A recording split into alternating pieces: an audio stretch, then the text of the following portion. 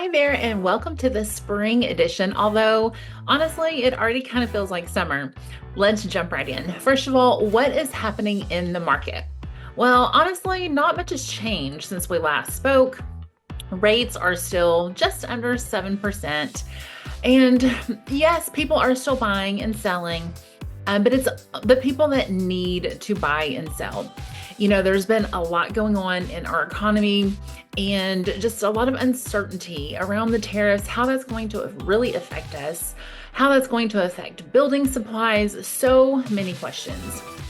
And so, anytime that there's uncertainty, a lot of people will sit on the fence.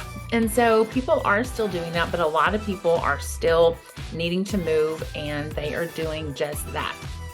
Two wonderful opportunities that I will continue to talk about are the assumable rates there are a ton of them out there.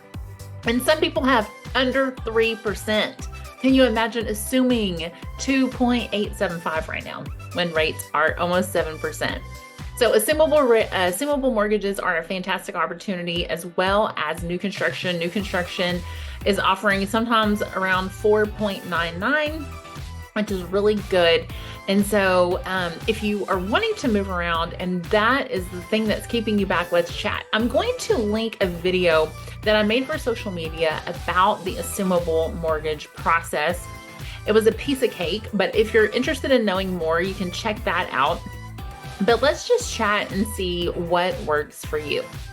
Now, what's happening at Red Shoe Realty? Well, as always, we are a learning organization.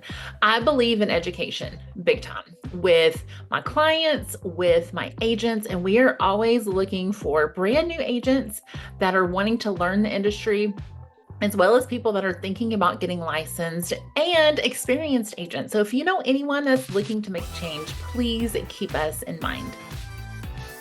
And then last but not least, what is happening? How are we giving back? Well, I've talked a lot about a 501c3 in the past and have done some outreach with the homeless, and I just have such a big heart for that. But if you know me personally, you know that I'm always looking inside. I'm very introspective, and I've just not been able to pull the trigger on this 501c3. So I've asked myself, why? Why have I not done this? And what was my intention in the first place? And honestly, just kind of looking at it through a different lens.